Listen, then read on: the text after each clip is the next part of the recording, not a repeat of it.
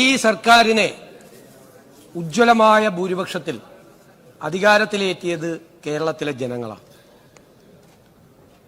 Record ഭൂരിപക്ഷം നൽകിയാണ് UDF-നെ അധികാരത്തിലെത്തിച്ചത്. Sir, ജനങ്ങളോട് ഞങ്ങൾ സംവദിക്കുമ്പോൾ ഞങ്ങൾ അന്നത്തെ ഗവൺമെന്റിന്റെ നയപരിപാടികളെ, സാമ്പത്തിക പരിപാടികളെ ഞങ്ങൾ രൂക്ഷമായി വിമർശിച്ചിട്ടുണ്ട്. ആ രൂക്ഷമായ വിമർശനം നടത്തുമ്പോൾ തന്നെ ആ ഗവൺമെന്റ് എവിടെയെല്ലാമാണ് പരാജയപ്പെട്ടത് അവിടെയെല്ലാം ബദൽ നിർദ്ദേശങ്ങളുമായിട്ടാണ് ഞങ്ങൾ ജനങ്ങളുമായി ആശയവിനിമയം നടത്തിയത്, തെരഞ്ഞെടുപ്പ് പ്രചരണം നടത്തിയത്. ഈ കേരളം തകർച്ചയിലേക്ക് പോവുകയാണ് എന്നാണ് ഞങ്ങൾ കേരളത്തിലെ ജനങ്ങളോട് പറഞ്ഞത്. ആ കേരളത്തെ രക്ഷിക്കാൻ, കേരളത്തെ പുനഃസംഘടിപ്പിക്കാൻ, ഭാവി കേരളത്തെ സുരക്ഷിതമാക്കാനുള്ള പദ്ധതികൾ ഞങ്ങൾ അധികാരത്തിൽ വന്നാൽ നടപ്പിലാക്കുമെന്നുള്ള ഉറപ്പാണ് ജനങ്ങൾക്ക് നൽകിയത്. സാർ, അധികാരത്തിലേറി ഒരു മാസം കഴിയുമ്പോൾ അതിൽ ശ്രദ്ധേയമായ ചില ചുവടുവയ്പ്പുകൾ, ചില തുടക്കങ്ങൾ നടത്താൻ കഴിഞ്ഞതിന്റെ അഭിമാനത്തിലും ആത്മവിശ്വാസത്തിലുമാണ് ഈ ഗവൺമെന്റ് ഇവിടെ നിൽക്കുന്നത്. സാർ, ഞങ്ങൾ അധികാരത്തിൽ വന്ന് ഒരു മാസത്തിനകം ഞങ്ങളുടെ നയപരിപാടികൾ കൃത്യമായി വ്യക്തമാക്കുന്ന ഗവർണറുടെ നയപ്രഖ്യാപന പ്രസംഗം ഇവിടെ അവതരിപ്പിച്ചു. സാർ, സംസ്ഥാനത്തിന്റെ സമ്പദ് വ്യവസ്ഥയെ, എന്താണ് സ്ഥിതി, സമ്പദ്ഘടനയുടെ ആരോഗ്യം, ഫിസ്ക്കൽ ഹെൽത്ത് എന്നാണ് ഞങ്ങൾ അതിന് പേരിട്ടത്, അതെന്താണ് എന്ന് വ്യക്തമാക്കുന്ന ഈ സംസ്ഥാനം കണ്ട ഏറ്റവും സമഗ്രമായ ഒരു ഡോക്യുമെന്റ് അവതരിപ്പിച്ചു. സാർ, ഞങ്ങൾ പറഞ്ഞു അത് രാഷ്ട്രീയ വിമർശനമല്ല, അതൊരു ഓതന്റിക് ഡോക്യുമെന്റാണ്. ഭാവിയെ കെട്ടിപ്പടുക്കാനുള്ള എന്ത് ചെയ്യണം, എങ്ങനെ പോകണം എന്ന് നമ്മൾ തീരുമാനിക്കുമ്പോൾ എന്താണ് യഥാർത്ഥ സ്ഥിതി എന്ന് തിരിച്ചറിയാൻ വേണ്ടിയിട്ടുള്ള ഒരു കാര്യമാണ്. സാർ, അതിനുശേഷം ഞങ്ങൾ ഈ ബജറ്റ് അവതരിപ്പിച്ചു. ഞാൻ നിങ്ങളുടെ ചില ആക്ഷേപങ്ങൾ ഞാൻ സമ്മതിക്കുന്നു. കാരണം ഇത് പരമ്പരാഗത രീതിയിൽ അവതരിപ്പിക്കപ്പെട്ടിട്ടുള്ള ബജറ്റല്ല. ഇതിനു മുൻപുള്ള UDF ഗവൺമെന്റുകളും LDF ഗവൺമെന്റുകളും അവതരിപ്പിച്ച രീതിയല്ല ഇതിൽ അവലംബിച്ചിട്ടുള്ളത്. കാലഹരണപ്പെട്ട കാര്യങ്ങളെ മാറ്റി നിർത്തി. കാലം മാറി സർ, ലോകം മാറി. നോളജ് എക്സ്പ്ലോഷൻ നടക്കുന്ന ഈ കാലഘട്ടത്തിൽ കേരളത്തിന്റെ സാധ്യതകൾ എന്താണ് എന്ന് പരിശോധിച്ച്, നമ്മുടെ അഡ്വാൻറ്റേജസ് എന്താണ്, നമ്മുടെ ഡിസഡ്വാൻറ്റേജസ് എന്താണ് എന്ന് കൃത്യമായി പരിശോധിച്ചാണ് ഈ ബജറ്റ് തയ്യാറാക്കിയത്. ഇതൊരു ഫ്യൂച്ചറിസ്റ്റിക് ബജറ്റാണ്. ഭാവിയിൽ എന്ത് ചെയ്യണം കേരളം എന്ന് കൃത്യമായ ദിശാബോധം നൽകുന്ന ഒരു ബജറ്റാണ്. ആ രീതിയിലാണ് ഞങ്ങൾ അവതരിപ്പിച്ചത്. അതോടൊപ്പം ജനങ്ങൾക്ക് നൽകിയ വാഗ്ദാനങ്ങൾ കൃത്യമായി പ്രതിഫലിക്കുക കൂടി ചെയ്യുന്ന ഒരു ബഡ്ജറ്റാണ്. സർ, നമുക്കറിയാം കേരളത്തിൽ ജനസംഖ്യാപരമായ ഡെമോഗ്രാഫിക് ചേഞ്ചസ് നടക്കുന്നൊരു കാലമാണ്. സാമ്പത്തികമായ പരിവർത്തനത്തിലൂടെ ലോകവും രാജ്യവും കേരളവും നടന്നു നീങ്ങുന്ന ഒരു കാലമാണ്. സാർ, ഈ കേരളം ആ ജനസംഖ്യാപരമായ മാറ്റങ്ങളെ കണ്ടില്ല എന്നടിക്കാൻ പറ്റില്ല. നമ്മുടെ കേരള മോഡലിനെ കുറിച്ച് നമ്മൾ പറയും, നമ്മൾ ഇപ്പോഴും അഭിരമിക്കുകയാണ് പഴയ കേരള മോഡൽ പറഞ്ഞ്. സാർ, ആ കേരള മോഡലിന്റെ കരുത്തെന്തായിരുന്നു? 65% വരുന്ന കേരളത്തിലെ ജനസംഖ്യയുടെ ഒരു ശതമാനം യങ്സ്റ്റേഴ്സ്, ചെറുപ്പക്കാർ,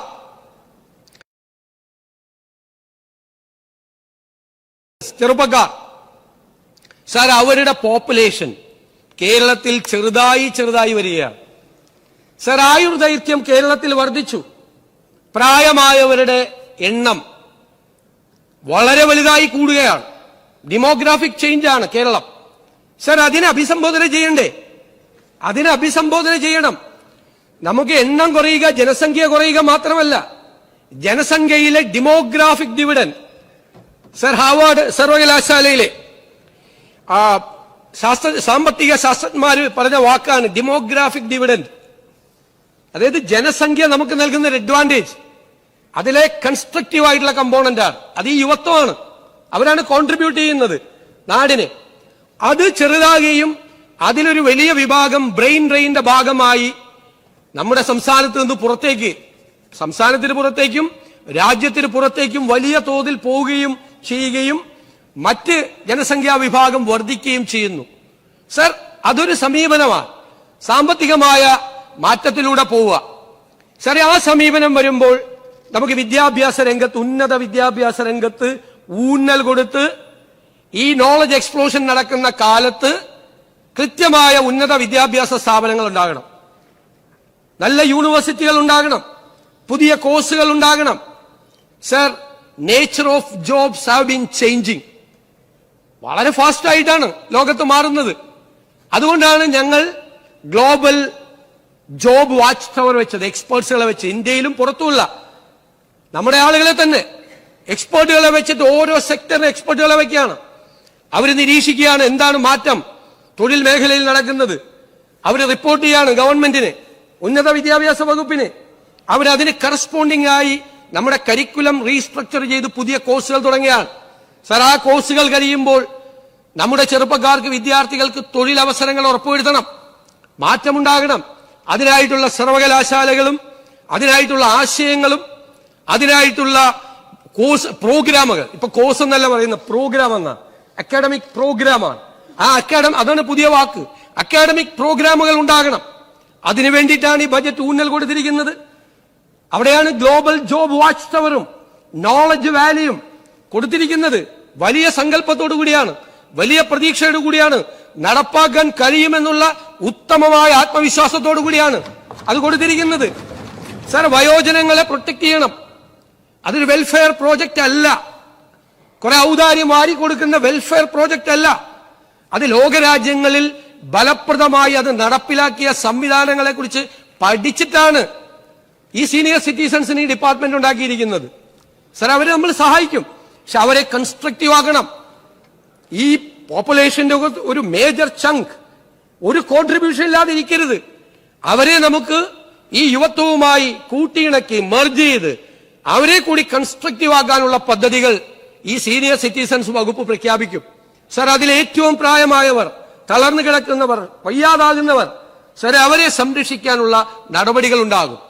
ഒരാളും സാമൂഹ്യമായി ഒറ്റപ്പെടില്ല എന്ന് ഉറപ്പുവരുത്തും സർ ഈ സർക്കാർ. അതിനാണ് കെയർ ഗീവർ പദ്ധതികൾ ആരംഭിക്കുന്നത്. പണമുള്ളവർക്ക് അന്താരാഷ്ട്ര നിലവാരത്തിലുള്ള കെയർ ഗീവർ പദ്ധതിയാണ്. 3 മാസത്തെ കോഴ്സും 3 മാസത്തെ പ്രാക്ടീസും. യൂറോപ്യൻ രാജ്യങ്ങളിലുള്ള മോഡലാണ് സിലബസ്. നഴ്സിംഗ് കോളേജുകളും മെഡിക്കൽ കോളേജുകളും ആശുപത്രികളും അത് തുടങ്ങട്ടെ. ഗവൺമെന്റ് കൊടുക്കുന്ന സിലബസിൽ പുറത്തു വരുമ്പോ അവർക്ക് ജോലി കിട്ടും, 10,000-കണക്കിന് ആളുകൾക്ക് ജോലി കിട്ടും. പണമുള്ളവരെ അവരെ വെക്കട്ടെ, പണമില്ലാത്ത പാവങ്ങൾക്ക് ഈ ഗവൺമെന്റ് വേറെ സംവിധാനം ഒരുക്കും. സർ, അവരെയെല്ലാം ചേർത്ത് നിർത്താൻ, രോഗികളെ, വിദ്യാഭ്യാസത്തിന് ബുദ്ധിമുട്ടുന്ന കുഞ്ഞുങ്ങളെയെല്ലാം ചേർത്ത് നിർത്താനാണ് വൺ കേരള കരുതൽ മിഷൻ തുടങ്ങിയിരിക്കുന്നത്. സർ, ഇന്ത്യ രാജ്യത്ത് ആദ്യമായിട്ടാണ് അത്തരം ഒരു പദ്ധതിയുമായി ഈ ഗവൺമെന്റ് പോകുന്നത്. സർ, അവിടെ നടപടികൾ ഉണ്ടാകും, ആ ചേർത്ത് നിർത്തൽ ഉണ്ടാകും, തൊഴിലവസരങ്ങൾ ഉണ്ടാക്കുകയും ഒരു വശത്ത് നമ്മുടെ ഇക്കോണമി, നമ്മുടെ സമ്പദ് വ്യവസ്ഥ. സർ, നമുക്കറിയാം 77% കമ്മിറ്റഡ് എക്സ്പെൻഡിച്ചറാണ്. Salary, pension, interest. ബാക്കി 100 രൂപ കിട്ടിയാൽ 23 രൂപയാണ് ബാക്കി പാലം പണിയാൻ, റോഡ് പണിയാൻ, ബാക്കിയുള്ള വെൽഫെയർ ആക്ടിവിറ്റീസ് നടത്താൻ. ക്യാപിറ്റൽ എക്സ്പെൻഡിച്ചറിനോ പുതിയ വികസന പദ്ധതികൾക്കോ പുതിയ ക്ഷേമ പരിപാടികൾക്കോ പണം കൊടുക്കാനില്ല. Sir, tax ചുമത്തിയിട്ടല്ല. അതാണ് ഞങ്ങളുടെ പുതിയ എക്കണോമിക് മോഡലാണ്. ജനങ്ങളുടെ തലയിൽ നികുതി ഭാരം കെട്ടിവെച്ചിട്ടല്ല ഖജനാവിൽ പണം നിറയ്ക്കുന്നത്. സർ, ജനങ്ങളുടെ തലയിൽ നികുതി ഭാരം കെട്ടിവെക്കാതെ ഈ സർക്കാർ ഖജനാവ് നിറയ്ക്കും. എങ്ങനെയാണ്? കൃത്യമായ ഫിനാൻഷ്യൽ മാനേജ്മെന്റ്, കർശനമായ നടപടികൾ, ഖജനാവിന്റെ ലീക്കേജ് തടയാൻ, കൃത്യമായ ടാക്സ് അഡ്മിനിസ്ട്രേഷൻ. സർ, ഞങ്ങൾക്കത് ചെയ്യാൻ കഴിയും, ഞങ്ങൾക്കതിനുള്ള ആത്മവിശ്വാസമുണ്ട്. സമ്പദ് വ്യവസ്ഥയെ ഉത്തേജിപ്പിച്ച് ആക്ടിവിറ്റികൾ ഉണ്ടാക്കി, മണി സർക്കുലേഷൻ ഉണ്ടാക്കി ഞങ്ങൾ ഖജനാവ് നിറയ്ക്കും. സർ, അതാണ് ഈ ഗവൺമെന്റിന്റെ ഈ സമീപനം എല്ലാ കാര്യത്തിലും. സർ, പുതിയ ഡെലിവറി മോഡലുകൾ ഉണ്ടാകണം. ഞാനിവിടെ പറഞ്ഞു സ്വകാര്യവൽക്കരിക്കാൻ തീരുമാനിച്ചു മൊത്തം. സർ, ഈ ബജറ്റിൽ എവിടെയെങ്കിലും കേരളത്തിലെ ഒരു പൊതുമേഖലാ സ്ഥാപനം, പൊതുരംഗവും സ്വകാര്യവൽക്കരിക്കുന്നതിനെ കുറിച്ചൊരു വാചകമുണ്ടോ? സർ, എന്ത് ആഘോഷമാണ് ഇത്! പ്രൈവറ്റൈസ് ചെയ്യാൻ പോയാൽ സർ, ഒരു സ്ഥാപനവും പ്രൈവറ്റൈസ് ചെയ്യില്ല. ഒരു സ്ഥാപനവും. എവിടെയാണ് എഴുതി വച്ചിരിക്കുന്നത്? ബജറ്റിൽ ഇല്ലാത്ത കാര്യങ്ങളാണ് പുറത്ത് ചർച്ച.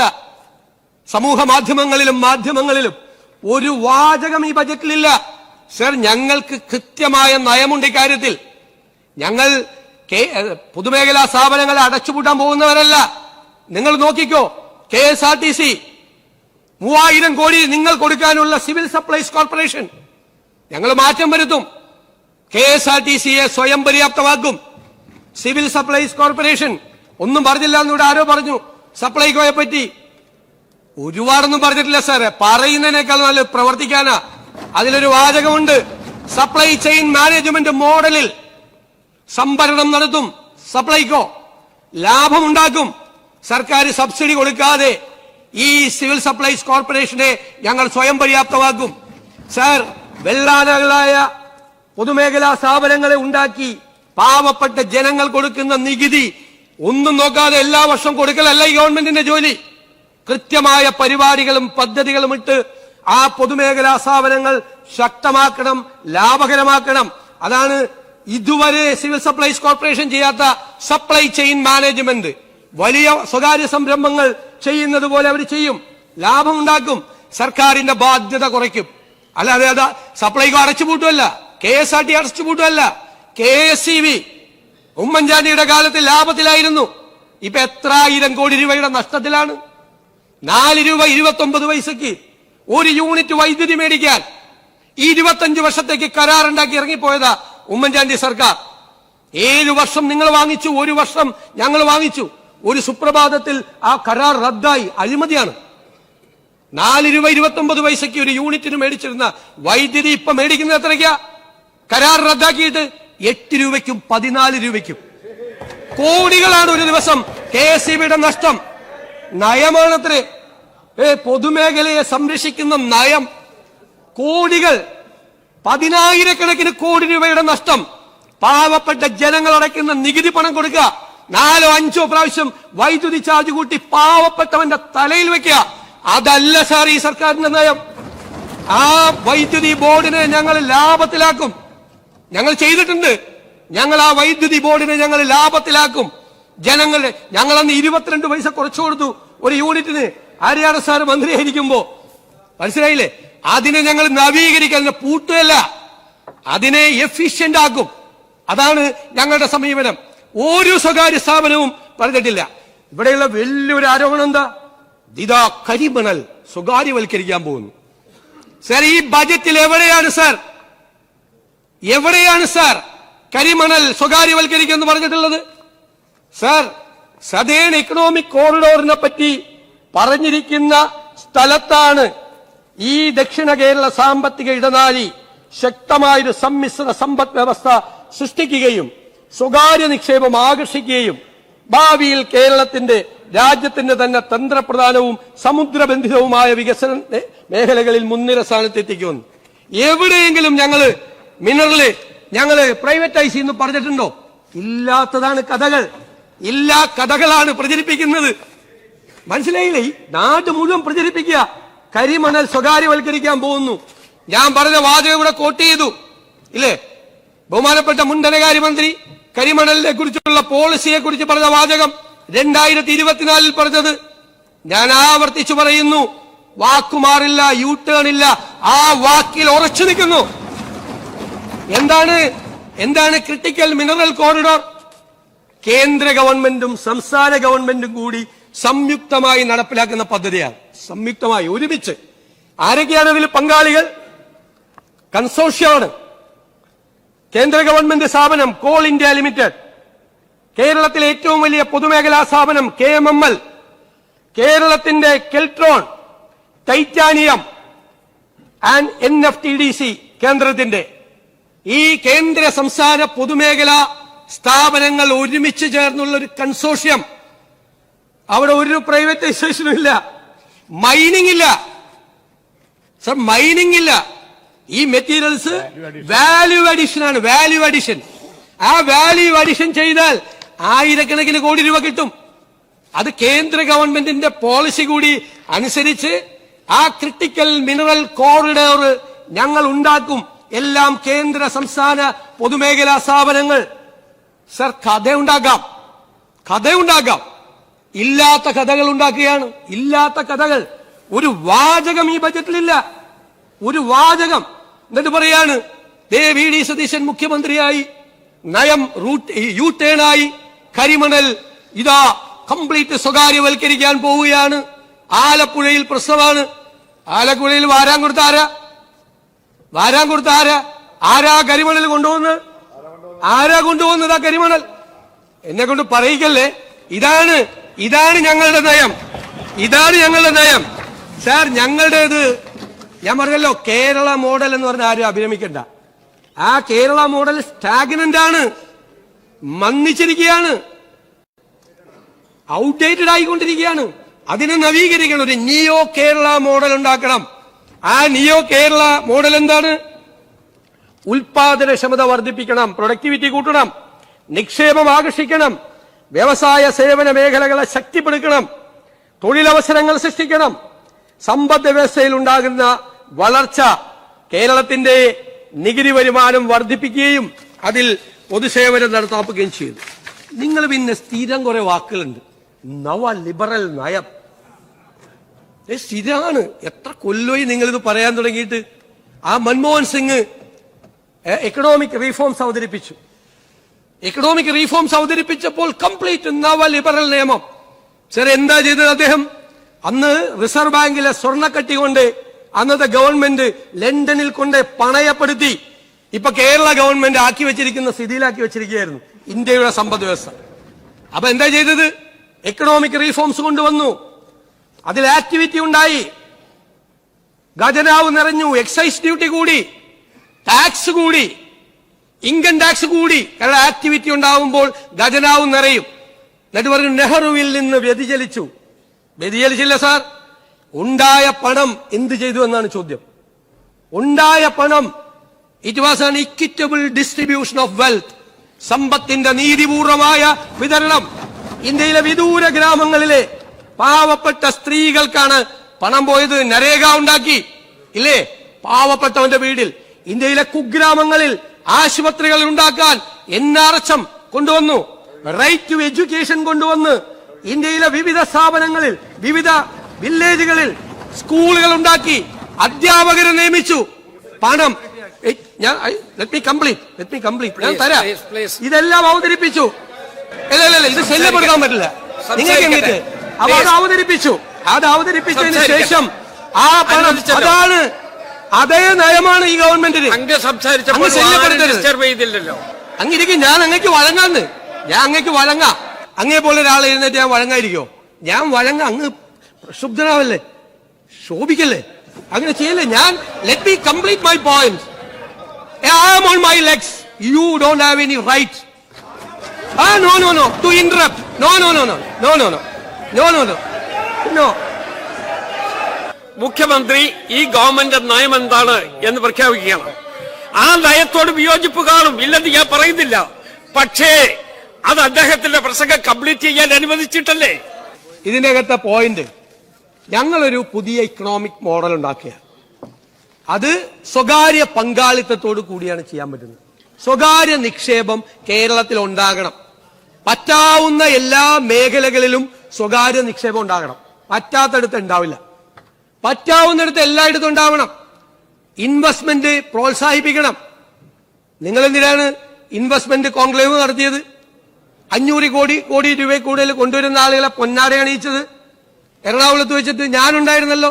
ഞാൻ ആ വേദിയിൽ വന്നിട്ട് ഇൻവെസ്റ്റ്മെന്റിനെ ആകർഷിക്കാനുള്ള ഈ കഴിഞ്ഞ ഗവൺമെന്റിന്റെ മുഴുവൻ നടപടികളെയും പൂർണ്ണമായ പിന്തുണ കൊടുത്ത ആദ്യത്തെ പ്രതിപക്ഷ നേതാവായ, പൂർണ്ണമായ പിന്തുണ മുഴുവൻ അദ്ദേഹം ഉണ്ടായിരുന്നു. പഴയ വ്യവസായ മന്ത്രി അന്ന് വന്നപ്പോ അത് ഞങ്ങൾ വന്ന് പൂർണ്ണമായ പിന്തുണ കൊടുത്തു. കാരണം ഇൻവെസ്റ്റ്മെന്റ് വരണം. ഞങ്ങൾ പറഞ്ഞു മെസ്സേജ്, ഇവിടെ ഒരു പ്രശ്നമില്ല, ഒരു ട്രേഡ് യൂണിയൻ പ്രശ്നമില്ല, ട്രേഡ് യൂണിയൻ മിലിറ്റൻസി മാറിക്കൊണ്ടിരിക്കുകയാണ്, ഭയപ്പെടണ്ട എന്ന് മുഖ്യമന്ത്രി പറഞ്ഞതുപോലെ പ്രതിപക്ഷ നേതാവും കൂടി ആ മീറ്റിംഗിൽ വന്ന് പറഞ്ഞു. നിങ്ങൾ കേരളത്തിൽ നിക്ഷേപിച്ചോ? ഒരിക്കലും വന്ന് പൂർണ്ണമായ പിന്തുണ കൊടുത്തു. കാരണം ഇൻവെസ്റ്റ്മെന്റ് വരണം. ഞങ്ങൾ പറഞ്ഞു മെസ്സേജ്, ഇവിടെ ഒരു പ്രശ്നമില്ല, ഒരു ട്രേഡ് യൂണിയൻ പ്രശ്നമില്ല, ട്രേഡ് യൂണിയൻ മിലിറ്റൻസി മാറിക്കൊണ്ടിരിക്കുകയാണ്, ഭയപ്പെടണ്ട എന്ന് മുഖ്യമന്ത്രി പറഞ്ഞതുപോലെ പ്രതിപക്ഷ നേതാവും കൂടി ആ മീറ്റിംഗിൽ വന്ന് പറഞ്ഞു. നിങ്ങൾ കേരളത്തിൽ നിക്ഷേപിച്ചോ? ഒരിക്കലും പറഞ്ഞിട്ടില്ല ഒരു കാലത്തും. കാരണം ഇവിടെ ഉണ്ടാകണം, കേരളം നശിക്കരുത്. അപ്പൊ ഇക്കണോമിക് മോഡൽ ഉണ്ടാവും. ആ ഇക്കണോമിക് മോഡൽ എന്ന് പറഞ്ഞാൽ ഞങ്ങൾ ഏറ്റവും കൂടുതൽ ആഗ്രഹിക്കുന്നത് പ്രവാസികളുടെ ഇൻവോൾവ്മെന്റ് കൂടിയാണ്. സാർ, അവർക്കൊരു പങ്കാളിത്തം വേണ്ടേ? നമ്മുടെ ഇക്കോണമിയുടെ ബാക്ക് ബോൺ നമ്മൾ എപ്പോഴും പറയും അത് റെമിറ്റൻസ് ആണ്. എന്നിട്ട് എന്താ ഗുണം? സ്റ്റേറ്റിന് ഗുണം കിട്ടുന്നുണ്ടോ? ഇല്ല. ഇവിടെ ആക്ടിവിറ്റി ഉണ്ടാകുന്നുണ്ടോ? സർ, അവരയക്കുന്ന ആ റെമിറ്റൻസ് ഇക്കോണമിയെ ഒരു ഇൻവെസ്റ്റ്മെന്റ് ഇക്കോണമിയാക്കി മാറ്റണം. പ്രവാസികളെ കുറിച്ച് ഒന്നും പറഞ്ഞില്ല എന്ന് പറയുന്നത് ഈ ബജറ്റിലെ ഏറ്റവും സുപ്രധാനമായ വാക്കതാണ്. റെമിറ്റൻസ് ഇക്കോണമിയിൽ നിന്ന് ഇൻവെസ്റ്റ്മെന്റ് എക്കോണമിയിലേക്ക് പോകും. സർ, വൻകിടക്കാരൊക്കെ വന്ന് കുറച്ച് ഇൻവെസ്റ്റ് ചെയ്യുന്നുണ്ട്.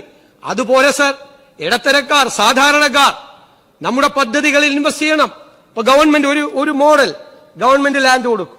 ലാൻഡാണ് ഗവൺമെന്റിന്റെ ഇക്വിറ്റി. ബാക്കി പണം അങ്ങനെ സമാഹരിക്കണം. സർ, ഒരു 25,000 രൂപ മുതൽ അവർ 5 ലക്ഷം രൂപ വരെ ഷെയർ ആയിട്ട് അവരതിൽ ഇൻവെസ്റ്റ് ചെയ്യട്ടെ. സാധാരണക്കാർ, ഇടത്തരക്കാർ ചെയ്യട്ടെ. 25,000 രൂപ ഇൻവെസ്റ്റ് ചെയ്യുന്ന ഒരാൾക്ക് അയാൾ പണി നിർത്തി ഇവിടെ വരുമ്പോ അതിന്റെ 10 ഇരട്ടിയായ അതിന്റെ വാല്യൂ കിട്ടും. 5 ലക്ഷം രൂപ ഇൻവെസ്റ്റ് ചെയ്യുന്ന ആൾക്ക് അയാൾ റിട്ടയർ ചെയ്ത് ഇവിടെ വരുമ്പോൾ അയാൾ ഷെയറിന്റെ വാല്യൂ കൂടും.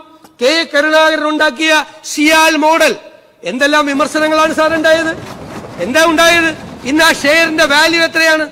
സിയാലിന്റെ വാല്യൂ, ഷെയറിന്റെ വാല്യൂ എത്രയാണ്?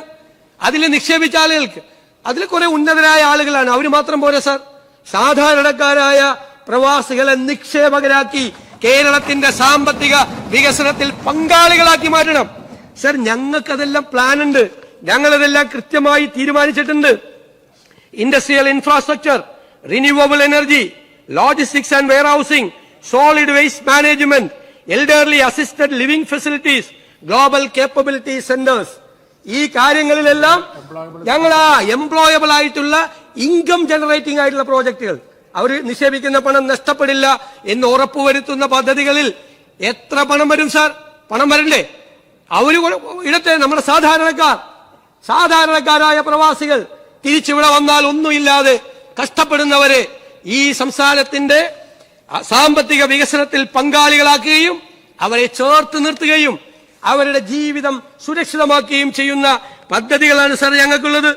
സാർ, ഈ ഗവൺമെന്റ് AI ഒക്കെ പറഞ്ഞു, AI ഉപയോഗിച്ചിട്ടാണ് ഇത് തയ്യാറാക്കിയത്. അതിനുപയോഗിക്കേണ്ടി വന്നില്ല, വൈറ്റ് പേപ്പർ. പക്ഷെ AI, ആർട്ടിഫിഷ്യൽ ഇന്റലിജൻസ് ഈ സർക്കാർ ഉപയോഗിക്കും. സാർ, ഞങ്ങളുടേത് ഡാറ്റ ഡ്രിവൻ ഗവേണൻസ് ആയിരിക്കും. കംപ്ലീറ്റ് മുഖ്യമന്ത്രിയുടെ ഓഫീസിൽ, മന്ത്രിമാരുടെ ഓഫീസിൽ മുഴുവൻ ഓരോ കാര്യത്തിലും നടക്കുന്നത് എന്താണ് എന്ന് അവിടെ അറിയാൻ പറ്റും സാർ. ഒരു വില്ലേജ് ഓഫീസിലെ കളക്ഷൻ അറിയാൻ പറ്റും, മുഖ്യമന്ത്രിയുടെ ഓഫീസിൽ, റവന്യൂ മന്ത്രിയുടെ ഓഫീസിൽ GSTയുടെ കളക്ഷൻ അറിയാൻ പറ്റും. ഒരു ഇൻവെസ്റ്റർ വന്നാൽ ഞങ്ങൾ ഇൻവെസ്റ്റ്മെന്റ് കൗൺസിൽ ഉണ്ടാക്കിയിട്ടുണ്ട്. ഞാൻ ചെയർമാനും വ്യവസായ മന്ത്രി ഡെപ്യൂട്ടി ചെയർമാനും. സാർ, ഒരു നിക്ഷേപകൻ വന്നാൽ ഞങ്ങൾ അയാളോടൊരു ഗോ ഹെഡ് പറഞ്ഞാൽ 1 മാസത്തിനകം എല്ലാ ക്ലിയറൻസും നൽകുമെന്ന് പറഞ്ഞാൽ അയാളെ യാത്രയാക്കിയിട്ട് 6 മാസം കഴിയുമ്പോൾ അയാൾ അന്വേഷിക്കുന്ന പരിപാടിയല്ല. ഞങ്ങൾ ഓരോ ദിവസവും വാച്ച് ചെയ്യും. അയാൾക്ക് GST ക്ലിയറൻസ് കിട്ടിയോ? പൊല്യൂഷൻ കൺട്രോൾ ബോർഡിന്റെ ക്ലിയറൻസ് കിട്ടിയോ? LSED ക്ലിയറൻസ് കിട്ടിയോ? എന്താണ് തടസ്സം എന്ന് ഞങ്ങൾ വാച്ച് ചെയ്യും സാർ. ഞങ്ങളുടെ ഓഫീസിലിരുന്ന് ഒരു നിക്ഷേപകനും സങ്കടമായി, നിരാശരായി ഈ കേരളത്തിൽ നിന്ന് തിരിച്ചു പോകേണ്ടി വരില്ല. ഓരോ വകുപ്പുകളെയും ആർട്ടിഫിഷ്യൽ ഇന്റലിജൻസിന്റെ കൂടെ സഹായത്തോടുകൂടി ഈ സംസ്ഥാനം ഇതുവരെ കാണാത്ത ഒരു ഡാറ്റ ഡ്രിവൺ ഗവേണൻസ് കേരളത്തിൽ ഉണ്ടാവും. സാർ, ഞാൻ നേരത്തെ പറഞ്ഞു ലീക്കേജ് ഫ്രം ദി എക്സ്ചക്കർ, 100 കോടി രൂപയുടെ ഒരു പദ്ധതി, 2 കൊല്ലം കാലാവധി. സാർ, 10 കൊല്ലം കഴിഞ്ഞാൽ തീരൂല. 100 കോടി ഈ 2 കൊല്ലത്തെ കാലാവധിക്ക് ലാൻഡ് എടുത്ത് കൊടുക്കൂല. അപ്പൊ എന്താ? കോൺട്രാക്ടർ രക്ഷപ്പെട്ടു. ആർബിട്രേഷൻ പോകുമ്പോൾ കോൺട്രാക്ട് പറയും 2 കൊല്ലമായിരുന്നു കാലാവധി. എല്ലാ ഗവൺമെന്റുകളും, ഞാൻ നിങ്ങളെ കുറ്റപ്പെടുത്തി പറഞ്ഞല്ല, എല്ലാ ഗവൺമെന്റുകളും. അപ്പൊ അയാൾക്ക് ആർബിട്രേഷനിൽ പോയി കോടികൾ കിട്ടും. 100 കോടി രൂപയുടെ പദ്ധതി 2 കൊല്ലം കഴിഞ്ഞ് 10 കൊല്ലമാവുമ്പോ അതിന് 500 കോടി രൂപ മുതൽ 1000 കോടി രൂപ വരെയാവും. 2 കൊല്ലം കൊണ്ട് തീർക്കാൻ.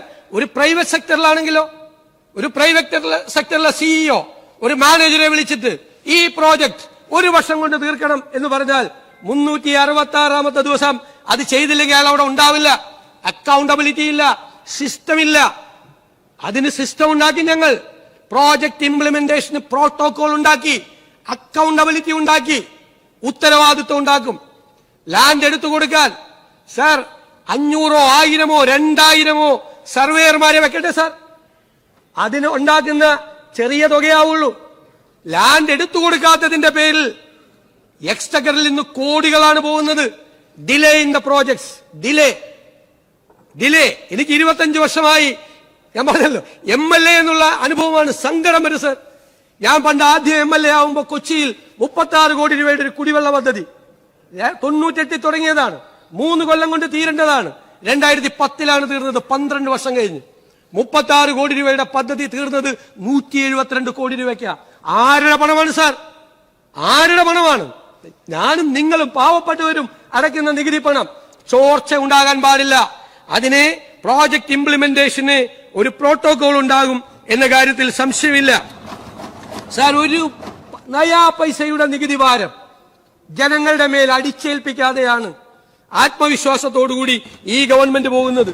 GST അടക്കമുള്ള വകുപ്പുകളെ ഞങ്ങൾ ആധുനികവൽക്കരിക്കും, റീസ്ട്രക്ചർ ചെയ്യും. ടാക്സ് അഡ്മിനിസ്ട്രേഷൻ ഞങ്ങൾ ടാക്സ് ഡ്രൈവ് നടത്തും, ചോർച്ച തടയും. ഒരുപാട് സാധനം കേരളത്തിൽ നിന്ന് പുറത്തു വന്ന് വിൽക്കുകയാണ് സാർ. വിൽക്കുന്നത് കൊണ്ട് എന്താ കുഴപ്പം? സംസ്ഥാനത്തിന്റെ വരുമാനം ചോരുകയാണ്. ജെനുവിൻ ടാക്സ് പെയർ ഒരു കട പൂട്ടി പോവുകയാണ്. ടൈല് കൊണ്ടുവന്ന് പുറത്തുനിന്ന് വിൽക്കാണ്. കർണാടകത്തിൽ നിന്ന് ടൈല് കൊണ്ടുവന്ന് വിൽക്കുമ്പോ B2Bയും B2Cയും, ബിസിനസ് ടു കസ്റ്റമറും കൊണ്ടുവന്ന് വിൽക്കുമ്പോ ഗവൺമെന്റിന്റെ നികുതി ചോർച്ചയല്ല, ഗവൺമെന്റിന് സ്ഥിരമായി നികുതി അടയ്ക്കുന്ന നിരവധി കടകൾ പൂട്ടിപ്പോവുകയാണ്. അതിന്റെ വിക്ടിം എന്ന് പറയുന്നത് ഗവൺമെന്റാണ്. അതൊന്നും ഈ ഗവൺമെന്റ് ഒരു കാരണവശാലും സമ്മതിക്കില്ല സാർ. സാർ, ഇവിടെ ചില കാര്യങ്ങൾ പറഞ്ഞു. SC/ST അലോക്കേഷൻ കുറവാണെന്ന് പറഞ്ഞു. സാർ, കുറവുണ്ടായി. നേരത്തെ പറഞ്ഞല്ലോ 35,000 കോടി രൂപയുടെ പ്ലാൻ വെച്ചിട്ട് 20,000 അദ്ദേഹം പറഞ്ഞു, സമ്മതിച്ചു. 20,500 കോടി ഇല്ല. 14,000 ചില്ലാൻ കോടി റവന്യൂ ഡെഫിസിറ്റ് ഗ്രാന്റും ഇല്ല. പിന്നെ 2.8% അദ്ദേഹത്തിന് എവിടെ നിന്ന് കിട്ടിയെന്ന് എനിക്കറിയില്ല. ഈ 16ാം ധനകാര്യ കമ്മീഷൻ തന്നേക്കും. 2.32 കിട്ടിയില്ല. അപ്പം 5,000 കോടി പോയി. വേറെ 600 കോടി ഗ്രാന്റ് പോയി. 35,000 കോടി രൂപയുടെ പ്ലാൻ നടപ്പാക്കാൻ വന്ന ഞങ്ങൾ വന്നപ്പോ 20,500 കോടി ഇല്ല. ഞങ്ങൾ എന്നിട്ട് എന്താ ചെയ്തത്? ആ 20,000 കോടി രൂപ ഡൗൺ സൈസ് ചെയ്തോ? ഇതിന്റെ അകത്ത് പ്ലാനിൽ ഇല്ല. 5,000 കോടി കുറച്ചു. ആ കുറവുണ്ട് സാർ, ആ കുറവുണ്ട്. എന്നിട്ട് ബാക്കി 15,000 കോടി രൂപ കണ്ടെത്തുകയാണ് ഗവൺമെന്റ്. അപ്പോൾ ഞങ്ങൾ എന്ത് ചെയ്തു? പട്ടികജാതി പണ്ട് പറഞ്ഞിട്ടുണ്ട് അസംബ്ലിയിൽ, ആ കസേരയിൽ നിന്ന് പറഞ്ഞിട്ടുണ്ട്, പട്ടികജാതി പട്ടികവർഗക്കാർക്ക് കുറവ് വരുത്തരുത്. അങ്ങ് 35,000 കോടി രൂപയുടെ പ്ലാൻ നടത്തുമായിരുന്നെങ്കിൽ പട്ടികജാതി പട്ടികവർഗക്കാർക്ക് എത്ര കിട്ടുമായിരുന്നു? അതിന് ഞങ്ങൾ അഡീഷണലായി SEPയിൽ 527 കോടി രൂപയും TSPയിൽ 152 കോടിയും വെച്ചു. ഫിഷറീസ് 70 കോടി രൂപ കുറഞ്ഞു, ശരിയാണ്. 50 കോടി രൂപ അഡീഷണൽ ആയിട്ട് വെച്ചിട്ടുണ്ട്. 50 കോടി പ്ലസ് ഞങ്ങള് മണ്ണെണ്ണയ്ക്ക് 25 രൂപയിൽ നിന്ന് 40 രൂപ മണ്ണെണ്ണയ്ക്ക് വിലയുണ്ടായിരുന്നപ്പോഴാണ് ഉമ്മൻചാണ്ടി സർക്കാർ 25 രൂപ സബ്സിഡി കൊടുത്തത്. സർ, കഴിഞ്ഞ 10 കൊല്ലമായിട്ട് മണ്ണെണ്ണയുടെ വില 120, 130, ഇപ്പൊ 140 മനസ്സിലായില്ലേ? 40 രൂപ ഉണ്ടായിരുന്നത്. ഇപ്പൊ എന്താ സ്ഥിതി?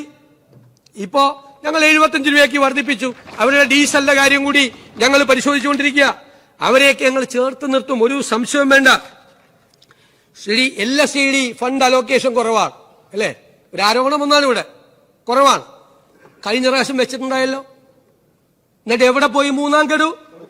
കൊടുത്തില്ല. 3ാം ഗഡു കൊടുക്കാതെയാണ് അധികാരത്തിൽ നിന്ന് നിങ്ങൾ ഇറങ്ങിപ്പോയത്. 3 ഗഡുവായിട്ടാണ് കൊടുക്കേണ്ടത് LSD ഗ്രാന്റ്. 3ാമത്തെ ഗഡു കൊടുത്തില്ല. ആ 6,000 കോടി ഉണ്ടായിരുന്നെങ്കിൽ അതിൽ നിന്ന് എടുത്താൽ 2,000 കോടി കൊടുത്താൽ പോരായിരുന്നോ? കൊടുത്തില്ല. ഞങ്ങൾ കൊടുക്കണം. ഇനി ആ 3ാം ഗഡു എത്ര ബില്ലാണ് ലോക്കൽ ബോഡിക്ക് പേ ചെയ്യാനുള്ളത്? കൊടുത്തില്ല സർ. പിന്നെ ഒരു വലിയ സാധനമാണ്, കുറെ നാൾ ഞങ്ങൾ പറഞ്ഞതാണ് ഇവിടെ. ഉമ്മൻചാണ്ടിയുടെ കാലത്ത് 18 മാസത്തെ പെൻഷന്റെ അരിയസ്. സാർ, ഞങ്ങളിവിടെ പല പ്രാവശ്യം വിശ്വനാഥൊക്കെ പല പ്രാവശ്യം ഇവിടെ വായിച്ചിട്ടുണ്ട്. 2016 കഴിഞ്ഞിട്ട് ശ്രീ തോമസ് ഐസക്, അന്നത്തെ ധനകാര്യമന്ത്രി, ഇറക്കിയ വൈറ്റ് പേപ്പർ. ആ വൈറ്റ് പേപ്പറിൽ കൃത്യമായിട്ട് പറയുന്നുണ്ട് സോഷ്യൽ സെക്യൂരിറ്റി പെൻഷൻ ആകെ കുറവ് ഒരു 3 മാസം കൊടുത്തില്ല. കാരണം ഭരണപരമായ നടപടിക്രമങ്ങൾ മാറുന്നതിന്റെ ഇടയിലായിരുന്നു അത് ചെയ്തത്. അതുകൊണ്ടാണെന്നും തോമസ് ഐസക് പറഞ്ഞിട്ടുണ്ട്. 806 കോടി രൂപയുടെ കുറവായിരുന്നു അന്ന് ഉണ്ടായിരുന്നത്. നിങ്ങളുടെ ഒരു കാലത്തും ഇത് വൈറ്റ് പേപ്പറിൽ പറഞ്ഞിരിക്കുന്ന നിങ്ങളെ ഒരു കളവ് 18 മാസം മുടങ്ങിയെന്ന് പറയാം. മാത്രമല്ല നിങ്ങളുടെ കാലത്ത് നിങ്ങൾ മുടങ്ങിയിട്ടുണ്ട്. നേരത്തെ നിങ്ങളുടെ കാലത്ത് 4 മാസം ഇവിടെ പെൻഷൻ കുടിശ്ശിക ഉണ്ടായെന്ന് റൂൾ 300 പറഞ്ഞുകൊണ്ട് ബഹുമാനപ്പെട്ട അന്നത്തെ മുഖ്യമന്ത്രി ഇവിടെ നിന്ന് പറഞ്ഞതാണ് കുടിശ്ശിക തീർക്കുമെന്ന്. ഇനി ഇപ്പോഴത്തെ സ്ഥിതി എന്താ നിങ്ങൾക്കറിയോ? പെൻഷൻ KSSPL പെൻഷന് വേണ്ടി ഉണ്ടാക്കിയ എക്സ്ട്രാ ബജറ്ററി മെക്കാനിസമാണ്. അവരുടെ കടം എത്ര എന്നറിയാം? കൊടുക്കാനുള്ളത് 17,175 കോടി. സർ, ഒരു മാസത്തിൽ ആവറേജ് കൊടുക്കേണ്ടത് 1,100 കോടി രൂപയുടെ പെൻഷനാണ്. 1,100 കോടിയുടെ പെൻഷൻ. ഈ 17,175 കോടി രൂപയുടെ കടം ഈ സർക്കാരിന്റെ തലയിലാണ്. അതായത് 16 മാസത്തെ ബാധ്യത, കഴിഞ്ഞ 16 മാസത്തെ ബാധ്യത തീർക്കേണ്ടത് ഈ സർക്കാരാണ്.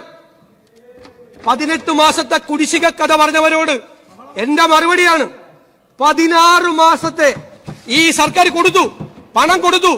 പണം കൊടുത്തത് ശരിയാണ്, പണം കൊടുത്തു. പക്ഷെ കടം മേടിച്ചാണ് കൊടുത്തത്. എന്നിട്ട് ഞങ്ങളോട് പറഞ്ഞേക്ക് ഈ കടം എടുത്തോളാൻ, നിങ്ങൾ വീട്ടിക്കോളാൻ, ഞങ്ങൾ വീട്ടിക്കോളാൻ. അങ്ങ് എഴുന്നേറ്റ് പറ, അങ്ങ് എഴുന്നേറ്റ് പറ, അങ്ങ് എഴുന്നേറ്റ് മറുപടി പറ. ഞാൻ റെഡിയാണ്. അങ്ങ് അവിടെ ഇരുന്ന് പറയണ്ട, അങ്ങ് എഴുന്നേറ്റ് പറഞ്ഞു, ഞാൻ വഴങ്ങാം. ഈ നേരത്തെ അങ്ങ് പറഞ്ഞപ്പോ ഞാൻ ഒറ്റ കാര്യം പറഞ്ഞുള്ളൂ. കേരളം പണ്ട് ചന്ദ്രശേഖരന്റെ കാലത്ത് സ്വർണം കൊണ്ട് വിറ്റതുപോലെ മൻമോഹൻ സിംഗ് വന്ന സമയത്ത് ഉള്ള സ്ഥിതി കേരളമായെന്ന് പറഞ്ഞു. അതുകൊണ്ടാണ് ഞാൻ പറഞ്ഞത്, ഒരു സ്റ്റേറ്റ് ഇപ്പൊ അങ്ങ് മുഖ്യമന്ത്രിയാണ്, അതിനു മുമ്പത്തെ മുഖ്യമന്ത്രി ഇപ്പൊ പ്രതിപക്ഷ നേതാവാണ്. പക്ഷെ സ്റ്റേറ്റിന്റെ ഒരു സ്ഥിതിയെ സംബന്ധിച്ച് അത്രയും മോശമായിട്ട് പറയാൻ പാടില്ല. ഇത് ജൂൺ 16 ഇറങ്ങിയ സ്റ്റേറ്റ് ഫൈനാൻസസിനെ സംബന്ധിച്ച് 10 വർഷത്തെ ഫൈനാൻസ് സംബന്ധിച്ച് CNDG ഇറക്കിയ റിപ്പോർട്ടാണ്. ആ റിപ്പോർട്ടിനകത്ത് ഇന്ത്യയിലെ ഏറ്റവും മെച്ചപ്പെട്ട ഫിസ്ക്കൽ ഈ ടാക്സ് കളക്ഷനകത്ത് ഏറ്റവും മെച്ചപ്പെട്ട 6 സംസ്ഥാനങ്ങളിൽ 4ാമത്തെ സംസ്ഥാനമാണ് കേരളം. 60% സ്വന്തം നമ്മുടെ റവന്യൂ. ഇതെല്ലാം ഇതുപോലുള്ള കാര്യങ്ങളുള്ളപ്പോൾ അപ്പുറത്ത് വരികയും അപ്പുറത്തൊക്കെ വരാം. പക്ഷേ ആ വസ്തുതകൾ മൊത്തം ഇവിടെ കടവായി പോയി എന്ന് പറയുന്നത് ശരിയല്ല. നേരത്തെ 6 ലക്ഷം കോടിയാണെന്ന് പറഞ്ഞുകൊണ്ട് നടന്നു. 6 ലക്ഷം കോടിയില്ല, 4,80,000 കോടിക്കടുത്താണ് CNDG റിപ്പോർട്ട്. 5,07,000 എന്നാണ് നിങ്ങളുടെ ഫൈൻഡിങ്. പിന്നെ 48,000 കോടിയാണ് കടമെന്ന് പറഞ്ഞതിനകത്ത് 36,000 കോടി രൂപ DADR കുടിശ്ശികയാണ്. ഞങ്ങളത് 4 ഗഡുവായിട്ട് കൊടുക്കുമെന്ന് പറഞ്ഞാൽ അതിന്റെ ആദ്യത്തെ ഭാഗമായിട്ട് 12,000 കോടിയിലധികം ബഡ്ജറ്റ് വെച്ചിട്ടുണ്ട്.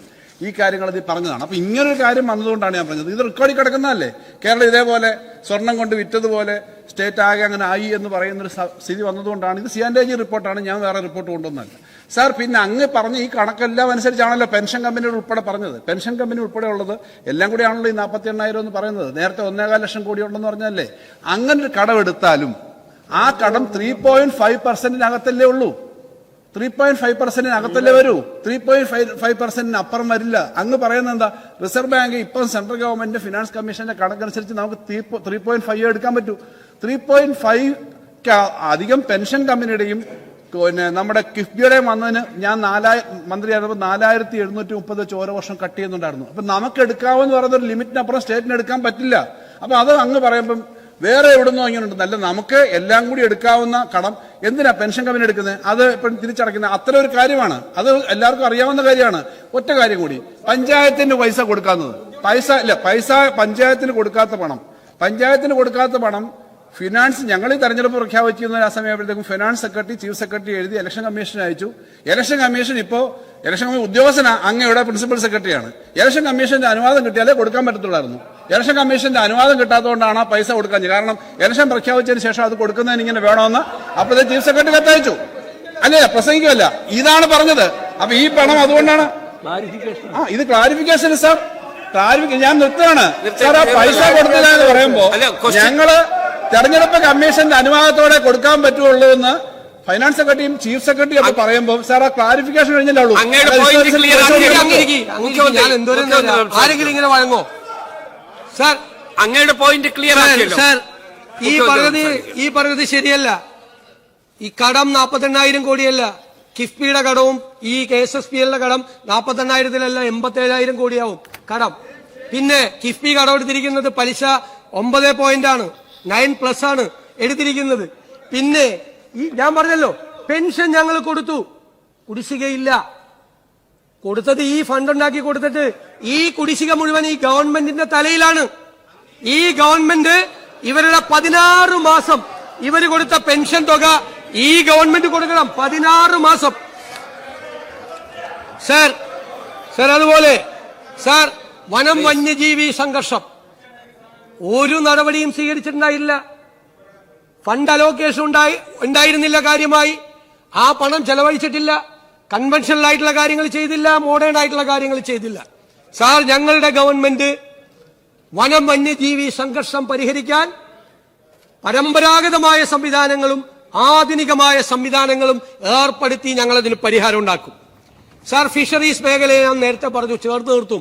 ആ കൂട്ടത്തിൽ ഉൾനാടൻ മത്സ്യ തൊഴിലാളികളുടെ കാര്യം പ്രത്യേകമായി ശ്രദ്ധിക്കും.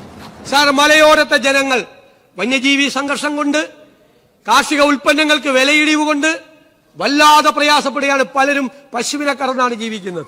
അതിന് മലയോര വികസനത്തിനും അവിടെ മികച്ച പദ്ധതികൾ ഉണ്ടാക്കാനും ഈ ഗവൺമെന്റ് കൂടുതൽ ശ്രദ്ധിക്കും. സർ, ഇവിടെ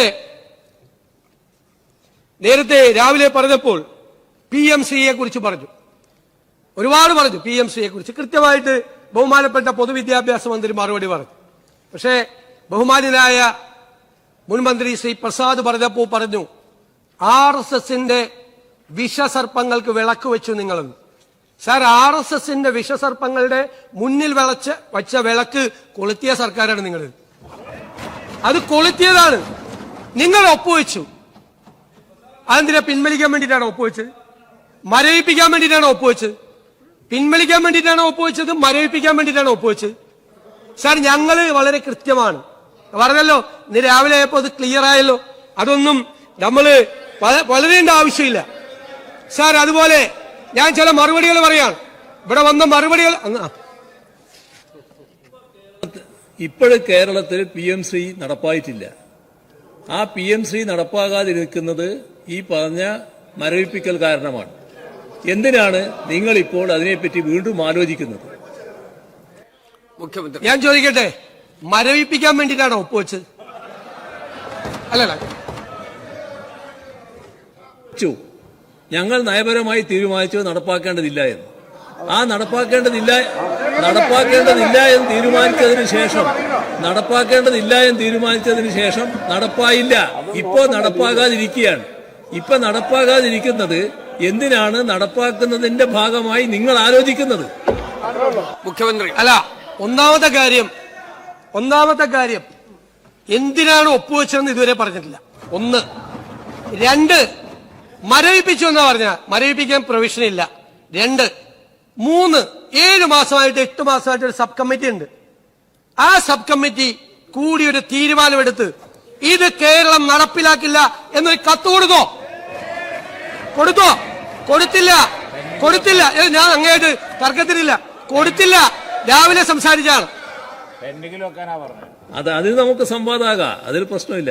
ഇതില് ഒപ്പുവെച്ചു. ആ ഒപ്പുവെച്ചതിന് ശേഷം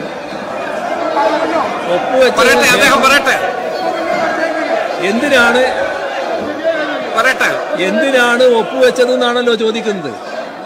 ഇവിടെ സർവശിക്ഷാ അഭിയാന്റെ ഫണ്ട് തടഞ്ഞു വെച്ചത് 1500 കോടിയിലധികം രൂപയായിരുന്നു. ഇവിടെ കാണേണ്ടത് NEPയുടെ ഭാഗമായിട്ടുള്ള ആ പൊതുവിദ്യാഭ്യാസ നയം കേരളത്തിൽ നടപ്പാക്കുന്നില്ല എന്ന് നേരത്തെ തന്നെ വ്യക്തമാക്കിയിട്ടുണ്ട്. അതിനകത്ത് വേറെ വ്യത്യാസമില്ല.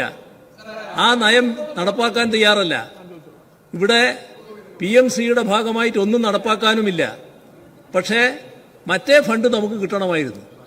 സർവശിക്ഷാ അഭിയാന്റെ ഇമാതിരി ആളെയും കൊണ്ട് വെച്ചാൽ നിങ്ങൾ അപകടത്തിലാവും കേട്ടോ. ഇമാതിരി ആളുകളെ ഇവിടെ സർവശിക്ഷാ അഭിയാന്റെ ഫണ്ട് നമുക്ക് കിട്ടാതിരുന്നാൽ നാം പ്രയാസത്തിലാകും. ആ പ്രയാസം കേരളത്തെ ആകെ ബാധിക്കുന്നതാണ്. അതൊഴിവാക്കുന്നതിനാണ് അതിന്റെ ഭാഗമായി ഒപ്പുവെച്ച് ആ പണം വാങ്ങാനുള്ള ശ്രമം നടത്തിയത്. പക്ഷേ ആ ശ്രമം ശരിയല്ല എന്ന് ഞങ്ങൾ തീരുമാനിച്ചു. അതിന്റെ ഭാഗമായി അത് മരവിപ്പിച്ചു. ഇപ്പോ അതിവിടെ നടപ്പാകുന്നില്ല. 8 മാസമായി നടപ്പായിട്ടില്ല. എന്തിനാണ് നിങ്ങൾ ഇപ്പോൾ നടപ്പാക്കാൻ ശ്രമിക്കുന്നത്? മുഖ്യമന്ത്രി, രണ്ട് ചോദ്യത്തിനും മറുപടിയില്ല. അതായത് എന്തിനു ഒപ്പുവെച്ചു എന്ന് പറഞ്ഞാൽ പണം കിട്ടാൻ വേണ്ടിയിട്ട് ഒപ്പുവെച്ചു. അപ്പോ ആ നടപടിക്രമങ്ങളെല്ലാം ഇതിൽ ഒരു കാരണവശാലും ഒപ്പുവെക്കില്ല എന്നുള്ള തീരുമാനത്തെ, പ്രത്യയശാസ്ത്രപരമായ നയപരമായ തീരുമാനത്തെ, RSS വിഷസർപ്പമാണ് എന്ന് പറഞ്ഞ തീരുമാനത്തെ മുമ്പിൽ കീഴടങ്ങി ഒപ്പുവെച്ചു. Number one. നമ്പർ 2, എന്തുകൊണ്ട് നിങ്ങൾ ഇത് നടപ്പാക്കുന്നു എന്ന ചോദ്യമാണ്. ഞങ്ങൾ നടപ്പാക്കുന്നു എന്നൊന്നും പറഞ്ഞിട്ടില്ലല്ലോ.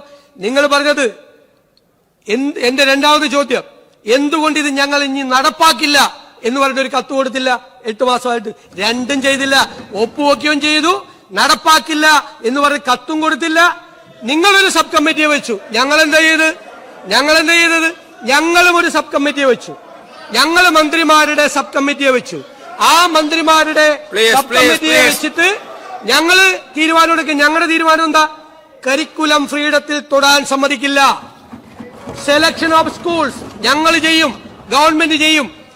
ആ ഒരു സിലബസിലും തൊടാൻ കേന്ദ്ര ഗവൺമെന്റിനെ സമ്മതിച്ചുകൊണ്ടുള്ള ഒരു നെഗോസിയേഷനും പറഞ്ഞു. പ്ലീസ്. സാർ, അടുത്തത് സാർ ഇവിടെ ബഹുമാനപ്പെട്ട BJPയുടെ കക്ഷി നേതാവ് സംസാരിച്ചപ്പോ മറുപടി പറയണമല്ലോ. അസംബ്ലിയിലെ റെക്കോർഡിൽ കിടക്കാണ്. ബഹുമാനപ്പെട്ട BJP, അതാണ് നിങ്ങളല്ല, നേതാവ് ഇവിടെ പ്രസംഗിച്ചപ്പോ നമ്മുടെ സുഹൃത്താണ് അദ്ദേഹം, പറഞ്ഞു 63 സീറ്റുമായിട്ട് കോൺഗ്രസ് വന്നിരിക്കുകയാണ് അധികാരത്തിൽ. 63 സീറ്റ്. ഇത് തമ്മിത്തല്ലി പിളരും, പുതിയ കേരള കോൺഗ്രസ് ഉണ്ടാവുന്നൊക്കെ പറഞ്ഞു. ശരി, 3 നേതാക്കന്മാരാണ് നിങ്ങൾ ജയിച്ചു വന്നത്. നിങ്ങൾ 3 പേരും തമ്മിൽ നല്ല യോജിപ്പാണല്ലോ. 2 സീനിയർ നേതാക്കന്മാര്, ഒരാള് 2ാമത്തെ ബെഞ്ചിലും ഒരാള് 3ാമത്തെ ബെഞ്ചിലും ഇരുത്തിയിട്ടാണ് അങ്ങ് വന്ന് മുൻ സീറ്റിലിരിക്കുന്നത്. ഭയങ്കര യോജിപ്പായതുകൊണ്ടാണല്ലോ. ആണല്ലോ. Yes sir. പിന്നെ CPM, കോൺഗ്രസിൽ ഭയങ്കര മുഖ്യമന്ത്രി തർക്കമാണ്, കോൺഗ്രസിൽ ഭയങ്കര പ്രശ്നമാണ്. സാർ, ഞങ്ങൾ ഗവൺമെന്റായിട്ട് പോവാണ്. അതൊക്കെ ഉണ്ടാവും, ജനാധിപത്യ പാർട്ടികളിൽ അതൊക്കെ ഉണ്ടാവും. അർഹതപ്പെട്ട ഇഷ്ടംപോലെ ആളുകൾ ഇതിനകത്തുണ്ട്. എന്നേക്കാൾ അർഹതയുള്ള ആളുകളുണ്ട്. ഞാനായെന്ന് മാത്രമുള്ളൂ. മനസ്സിലായില്ല? അതൊക്കെ നടക്കും ജനാധിപത്യ പാർട്ടി. നിങ്ങളുടെ പാർട്ടിയിൽ CPM-ൽ എല്ലാം ശാന്തമാണല്ലോ, അല്ലേ? എന്താണ് തെരഞ്ഞെടുപ്പ് കഴിഞ്ഞിട്ട് നടക്കുന്ന കാര്യങ്ങൾ? സാർ, ഞാൻ പ്രതിപക്ഷ നേതാവായി വന്ന് കസേരയിൽ ഇരുന്നപ്പോ എന്നെ ആരും ചോദ്യം ചെയ്തില്ല പാർട്ടിയിൽ. പ്രതിപക്ഷ നേതാവിനെയും പാർട്ടി സെക്രട്ടറിയെയും പാർട്ടിയിലെ അണികളും നേതാക്കന്മാരും ചോദ്യം ചെയ്യാണ് നേതൃത്വത്തെ, അല്ലെ നിങ്ങളുടെ പാർട്ടിയിൽ? അതൊക്കെ വല്ലാത്തൊരു പൂതിയാണ് കേട്ടോ. ഇവിടെ ഞാനോ ഞങ്ങളോ ആദ്യമായിട്ട് നേരിടുന്നതല്ല. നല്ലോണം ചിരിക്കുന്നില്ലേ? ചിരിക്കുന്നവർ നല്ലോണം മനസ്സിലാക്കിക്കോ. നിങ്ങളെല്ലാം പിന്താങ്ങിക്കൊണ്ടിരിക്കുന്ന വലതുപക്ഷ മാധ്യമങ്ങള് കൊത്തിക്കീറി വലിച്ചു നടക്കുകയായിരുന്നു. അന്നൊന്നും നമ്മളൊക്കെ തളർന്നു പോയിട്ടില്ല കേട്ടാ. അതിനെല്ലാം നേരിട്ടുകൊണ്ട് തന്നെയാണ് ഇവിടെ നിൽക്കുന്നത്. എന്നെയോ ഞങ്ങളെയോ ഈ സ്ഥാനത്ത് പാടില്ല എന്ന് ഞങ്ങളെ പാർട്ടിയിൽ എവിടെയും ആലോചിച്ചിട്ടില്ല. അതെല്ലാം ഈ നാട്ടിലെ വലതുപക്ഷ മാധ്യമങ്ങളുടെ സൃഷ്ടിയാണ്. അത് കേട്ടിട്ടില്ല ഇപ്പൊ CPM തകരാൻ പോകുന്നതെന്ന് വിചാരിച്ച് നിങ്ങൾ വല്ലാതെ ഊഹിച്ച് നിൽക്കണ്ട കേട്ടാ. അല്ല, CPM-ൽ എല്ലാം നന്നായി നടക്കുന്നുവെങ്കിൽ ഞങ്ങൾക്ക് ഭയങ്കര സന്തോഷം. കാരണം എന്താ അറിയോ? ഒരു തിരുത്തലും ഇല്ല. ഇതെല്ലാം കറക്റ്റാണ്. നിങ്ങൾ തീരുമാനിക്കണമെന്നാണ് ഞങ്ങളുടെ ആഗ്രഹം. നിങ്ങൾ ഇങ്ങനെ തന്നെ പോകണം. ഞങ്ങൾ ആഗ്രഹിക്കുന്നത് നിങ്ങൾ ഇപ്പൊ തന്നെ കഴിഞ്ഞ 5-6 കൊല്ലമായിട്ടുള്ള ഞാൻ സംസാരിച്ചോട്ടെ സർ. ഞങ്ങളുടെ കാര്യം നിങ്ങളുടെ MLA-മാര് പറഞ്ഞപ്പോ അങ്ങ് എഴുന്നേറ്റ് ഇത് പറഞ്ഞില്ലല്ലോ. ഞാൻ മുഖ്യമന്ത്രി സ്ഥാനം എങ്ങനെ കിട്ടിയതെന്നും ഞങ്ങളുടെ മുഖ്യമന്ത്രി തർക്കത്തെ കുറിച്ചൊക്കെ LDF അംഗങ്ങൾ എഴുന്നേറ്റ് നിന്ന് സംസാരിച്ചപ്പോ ഞാൻ എന്റെ കസേരയിൽ നിന്ന് എഴുന്നേറ്റ് പ്രകോപിതനായില്ലല്ലോ. ഞാൻ പ്രകോപിതനായില്ല. ഞാനത് ചിരിച്ചുകൊണ്ട് കേട്ടോണ്ടിരുന്നു. സാർ, ഞങ്ങളുടെ പാർട്ടിയെ കുറിച്ച് നിങ്ങളുടെ LDF അംഗങ്ങൾ സംസാരിച്ചാൽ തിരിച്ചു മറുപടി കിട്ടും. അത്രയേ ഉള്ളൂ. പറയുന്നത് അങ്ങാണ്. അങ്ങെന്ന് പറഞ്ഞാൽ VD സതീശൻ എന്ന കേരളത്തിന്റെ മുഖ്യമന്ത്രി. ഞാനിവിടെ ഇരിക്കുന്നത് പ്രതിപക്ഷ നേതാവായിട്ടാണ്. അങ്ങ് പറയുമ്പോൾ സ്വാഭാവികമായിട്ട് ഞാൻ മറുപടി പറയാൻ ബാധ്യസ്ഥനാണ്. ആ മറുപടിയാണ് ഞാൻ പറയുന്നത്. ഞാനത് അപ്പുറത്തുള്ള അംഗങ്ങൾ സംസാരിച്ചതിന്റെ മറുപടി പറയാനുള്ള ഉത്തരവാദിത്തം എനിക്കുണ്ട്. എന്റെ പാർട്ടിയെ കുറിച്ചാണ് പറഞ്ഞത്. ഞാൻ റെപ്രസെന്റ് ചെയ്യുന്നത് എന്റെ പാർട്ടി, എന്റെ മുന്നണിയാണ്. എന്റെ പാർട്ടിയെക്കുറിച്ചും എന്റെ മുന്നണിയെക്കുറിച്ചും പറഞ്ഞാൽ ഞാൻ തിരിച്ചു പറയും. ഒരു സംശയവും ആ കാര്യത്തിൽ വേണ്ട. സാർ ഇവിടെ ഗവർണറുമായിട്ടുള്ള പ്രശ്നം പറഞ്ഞു. ഗവർണർ ആദ്യമായിട്ടാണ് ഇഷ്ടമുള്ള വൈസ് ചാൻസലറെ വെക്കുന്നത്. ഗവർണർ ആദ്യമായിട്ടാണ് സെനറ്റിലേക്ക് സ്വന്തം അംഗങ്ങളെ ചേർക്കുന്നത്. ആദ്യമായിട്ട് അല്ലല്ല, കേരളത്തിൽ ആദ്യമായി. ബഹളം ഉണ്ടാക്കല്ലേ? കേരളത്തിൽ ആദ്യമായി ഗവർണർ. ഞങ്ങൾ അതിനെ എതിർത്തു. അങ്ങ് ബഹളം ഉണ്ടാക്കല്ലേ? ഞങ്ങൾ അതിനെ ശക്തിയായി എതിർത്തു. ഗവർണറെ പ്രത്യേകമായ യോഗം ലോക്ഭവനിൽ വിളിച്ചപ്പോ ഞങ്ങള് എന്താണ് സംഭവിച്ചതെന്ന് അന്വേഷിച്ചു മുഖ്യമന്ത്രിയുടെ ഓഫീസ്. അപ്പൊ ഗവർണറുടെ സെക്രട്ടറി കത്തയച്ചു. അത് തൃപ്തികരമല്ല എന്ന് പറഞ്ഞു. ഞങ്ങളുടെ ഗവൺമെന്റിന്റെ ഡിസ്പ്ലഷർ, അതൃപ്തി പ്രകടിപ്പിച്ച് തിരിച്ച് കത്തയച്ചു. ചെയ്യാൻ പാടില്ല എന്ന് പറഞ്ഞു. ഭാവിയിൽ പ്ലീസ്, അങ്ങക്ക് ശബ്ദം കൂടുതലാണ്, പക്ഷെ വേണ്ട ബഹളം. ഞാൻ പറയട്ടെ, ഞങ്ങൾ അയച്ചു. പിന്നെ ഞങ്ങളിത് VB റാംജിയില് 40 ഈ ബജറ്റിൽ ഒരിടത്തും കാണില്ല എന്ന് പറയല്ലോ കേന്ദ്രത്തിനെതിരായിട്ട്, ഇല്ലേ? ഓരോ വിഷയത്തിലല്ലേ പറയേണ്ടത്. VB റാംജി കേസ് വന്നപ്പോ അതില് ഇതുവരെ ഉണ്ടാകാത്ത കോൺട്രിബ്യൂഷൻ കൊടുക്കണം, 40% ആക്കണമെന്ന് പറഞ്ഞു. 10,000 കോടി രൂപയോളം, 2,500-3,000 കോടിയോളം വരികയാണ്. അവിടെ ഞങ്ങൾ കേന്ദ്ര ഗവൺമെന്റിന്റെ തെറ്റായ നയം എന്ന് പറഞ്ഞിട്ടുണ്ട്. പിന്നെ ഒരു ഗവൺമെന്റ് വന്ന ഉടനെ തന്നെ കേന്ദ്രവുമായി യുദ്ധപ്രഖ്യാപനം. ഞങ്ങൾ അതിലൊന്നുമില്ല. തെറ്റായ കാര്യങ്ങൾ കേന്ദ്രത്തിന്റെ ഭാഗത്തു നിന്ന് ചെയ്താൽ ഞങ്ങൾ സംസാരിക്കും. അത് കഴിഞ്ഞിട്ട് അതിനുള്ള എല്ലാ കാര്യത്തിലും ഞാൻ വഴങ്ങുന്നില്ല. ഞങ്ങൾ സംസാരിക്കും. ഞങ്ങൾ അതിനെതിരായിട്ട് ഞങ്ങൾ നിലപാടെടുക്കും. തെറ്റായ, അതായത് കോപ്പറേറ്റീവ് ഫെഡറലിസത്തിനെതിരായി, ഈ ഗവൺമെന്റിനെതിരായി കേന്ദ്ര ഗവൺമെന്റ് നടപടികൾ സ്വീകരിക്കുമ്പോൾ ഞങ്ങൾ അതിനെതിരായിട്ടുള്ള സ്റ്റാൻഡ് എടുക്കും. ഞങ്ങൾ എല്ലാ ദിവസവും ഓരോ ഗവർണറുടെ നയപ്രഖ്യാപന പ്രസംഗത്തിൽ, വൈറ്റ് പേപ്പറിൽ, ബജറ്റിൽ എല്ലാ ദിവസവും കേന്ദ്രത്തിനെതിരായി യുദ്ധപ്രഖ്യാപനം. അതല്ല ഞങ്ങളുടെ സമീപനം, അതല്ല. തെറ്റ് പറഞ്ഞാൽ ഞങ്ങൾ ചൂണ്ടിക്കാണിക്കും. നിങ്ങളുടെ നയമല്ല ഞങ്ങളുടെന്ന് നിങ്ങൾ തർക്കിക്കണ്ട. നിങ്ങളുടെ നയമല്ല ഞങ്ങളുടേത്. ഞങ്ങളുടേത് വ്യത്യസ്തമായ നയവും ഞങ്ങളുടെ വ്യത്യസ്തമായ സമീപനമാണ്. ഇനി ഒരു കാര്യം കൂടി, ഇനി ഏറ്റവും പ്രധാനപ്പെട്ട ഒരു കാര്യം, കാരണം ലിക്കറിന് ടാക്സ് കൂട്ടി, കുറച്ച് ടാക്സ് ഏർപ്പെടുത്തി ബർക്കാഡി കമ്പനിയുമായി ഏർപ്പെട്ടിട്ടാണ് മുഖ്യമന്ത്രി ഇത് ചെയ്തത്. എന്തെല്ലാം ആരോപണമാണ്, എത്ര കിട്ടി അല്ലേ? ഞാൻ പറഞ്ഞുതരാം എത്ര കിട്ടിയെന്ന് ഞാൻ പറഞ്ഞുതരാം. ആദ്യമായിട്ട് ഈ പരിപാടി തുടങ്ങിയെന്നറിയാമോ? അതായത് രണ്ടാം പിണറായി സർക്കാർ അധികാരത്തിൽ വന്നത് മെയ് 20. 6 മാസത്തിനകം ഇപ്പൊ എനിക്കെതിരായിട്ട് പറഞ്ഞ ഇപ്പോഴത്തെ party secretary MV Govindan excise മന്ത്രിയാണ്. ആദ്യത്തെ നോട്ടാണ്. ഗണ്യ കാണുക. അന്നത്തെ എക്സൈസ് മന്ത്രി പറയാണ്, ബർക്കാഡി ഇന്ത്യ, SDF ഇൻഡസ്ട്രീസ് എന്നിവ നൽകിയ അപേക്ഷകളും സമാനമായ മറ്റ് അപേക്ഷകളും ഒരുമിപ്പിച്ച് ഗണ്ണികയിൽ പറഞ്ഞത് പ്രകാരം വീര്യം കുറഞ്ഞ മദ്യത്തിന് വ്യക്തമായ നിർവചനം നൽകി വിശദമായ റിപ്പോർട്ട് അടിയന്തരമായി സമർപ്പിക്കുക. ആരാണ് ബർക്കാഡി കമ്പനിയായിട്ട് സംസാരിച്ചത്? ആരാ ബർക്കാഡി കമ്പനിയായിട്ട് ആദ്യമായി സംസാരിച്ചത്? ഇനി കേട്ടോ. അല്ലല്ല രണ്ടാമത്തെ ബർക്കാഡി രണ്ടാമത്തെ ആരോപണം എന്താ? രണ്ടാമത്തെ ആരോപണം എന്ന് പറയുന്നത് ഈ വീര്യം കുറഞ്ഞ മദ്യം കേരളത്തിൽ ഇറങ്ങിയാൽ, ഇപ്പോഴും പറഞ്ഞു, യുവതലമുറയെ മുഴുവൻ നശിപ്പിച്ചു കളയും. യുവതലമുറ ഇല്ലാതാവും. സ്ത്രീകളും കുട്ടികളും ആവും. 31/3/2022 ആ സർക്കാരിന്റെ മദ്യനയം, അതിലെ ഐറ്റം 25, ഏത് LDF സർക്കാരിന്റെ ഉദയഭാനു കമ്മീഷന്റെ ശുപാർശയിൽ വീര്യം കുറഞ്ഞ മദ്യം പ്രോത്സാഹിപ്പിക്കാൻ ശുപാർശ ചെയ്തിട്ടുണ്ട്. അതുകൊണ്ട് സംസ്ഥാനത്ത് 20% വരെ വീര്യമുള്ള മദ്യം ലഭ്യമാക്കുന്നതിന് നടപടി സ്വീകരിക്കും. തീരുമാനിച്ചാണ് കേട്ടാ. അതായത് വീര്യം കുറഞ്ഞ മദ്യം കേരളത്തിൽ ഇറങ്ങിയാൽ അപകടമാണ് എന്ന് പറഞ്ഞ സർക്കാരിന്റെ മദ്യനയം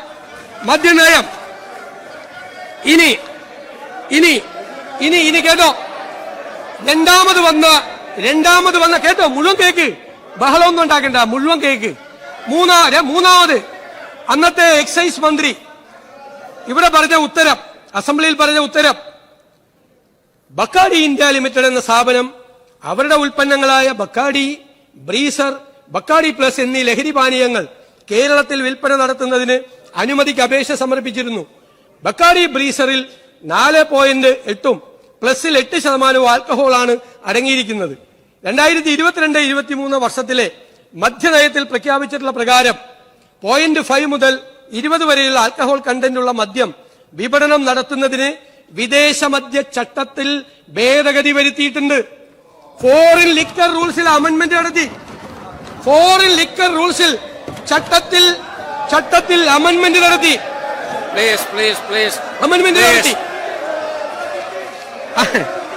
അമെന്റ്മെന്റ് നടത്തി. ഇനി ഞാൻ പറയട്ടെ, ലെറ്റ് മീ കംപ്ലീറ്റ്. ഇനിയുണ്ട് രസകരമായ കാര്യങ്ങളുണ്ട്. അമെന്റ്മെന്റ് നടത്തി. അത് കഴിഞ്ഞിട്ട് ബക്കാടി ചോദിച്ചു, അത് ബിയറിനും വൈനിനും ഇടയ്ക്കുള്ള ഒരു സംഭവം വേണമെന്ന്. അപ്പോ ബിയറിന്റെ ടാക്സ് എന്ന് പറയുന്നത്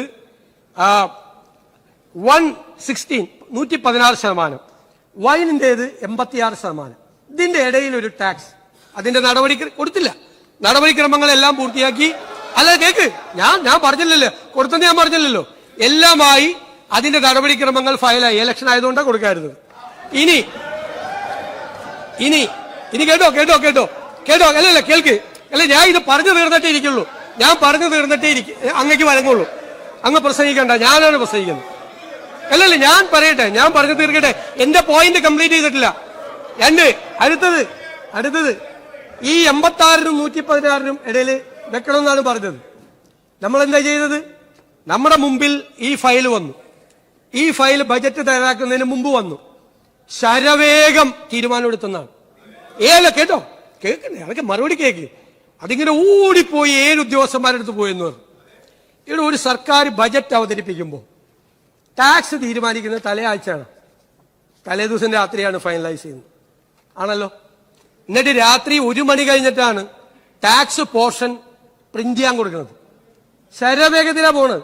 കാരണം ഡിസിഷൻ വന്നാൽ ആ ഡിസിഷൻ എല്ലാവരും വേഗത്തിൽ കണ്ടിട്ട് എല്ലാ ടാക്സും തീരുമാനിക്കണം. അങ്ങനെ ധനകാര്യമന്ത്രിയായിരുന്നു, അദ്ദേഹത്തിന് അറിയാം. തീരുമാനിക്കുന്നു ശരവേഗം. അതായത് സാധാരണ ഈ അഴിമതിയിൽ പറയുമല്ലോ, ഭയങ്കര സ്പീഡായിരുന്നു. ഇത് കേരളത്തിലെ ഒരു ടാക്സ് നിശ്ചയിക്കാൻ ഫയല് പോകേണ്ടത് അങ്ങനെ തന്നെയാണ്. വേഗത്തിൽ പോയിട്ടാണ് രാത്രി 12 മണിക്ക് മുമ്പാണ് നമ്മൾ ഇത് ഫൈനലൈസ് ചെയ്ത് അവർക്ക് കൊടുത്ത് 1 മണിക്കാണ് ഇത് പ്രിന്റിങ്ങിന് പോകണം. ഇനി ഞങ്ങൾ ഇതെന്താ തീരുമാനിക്കുക? മുഴുവൻ പറഞ്ഞിട്ട് നിങ്ങൾ ബഹളം ഉണ്ടായിക്കോ. ഇത് ഞങ്ങൾ എന്താ തീരുമാനിക്കാൻ കാര്യം? അവർ പറഞ്ഞ ഈ 86-നും 116-നും ഇടയിലല്ല നമ്മൾ വെച്ചത്. നമ്മൾ 0.5 തൊട്ട് 10 വരെ 120% വെച്ചു. 10% മുതൽ 20% വരെ 175% വെച്ചു. 175%. ഞങ്ങൾ മറ്റ് സംസ്ഥാനങ്ങളുടെ എല്ലാം ഈ വീര്യം കുറഞ്ഞ മദ്യത്തിനുള്ള ടാക്സ് പരിശോധിച്ചു. കേരളത്തിലാണ് ഈ വെച്ചിരിക്കുന്നതാണ് ഏറ്റവും കൂടിയ ടാക്സ്. ഏറ്റവും കൂടിയ ടാക്സ് കേരളത്തിലാണ്. ഏറ്റവും കൂടിയ ടാക്സ് കേരളത്തിലാണ്. അപ്പോ ഇനി ഒരു കാര്യം കൂടി അറിയണം. ഈ ടാക്സ് ഏർപ്പെടുത്തുന്നതിനെ പറ്റിയല്ലേ പറഞ്ഞത്?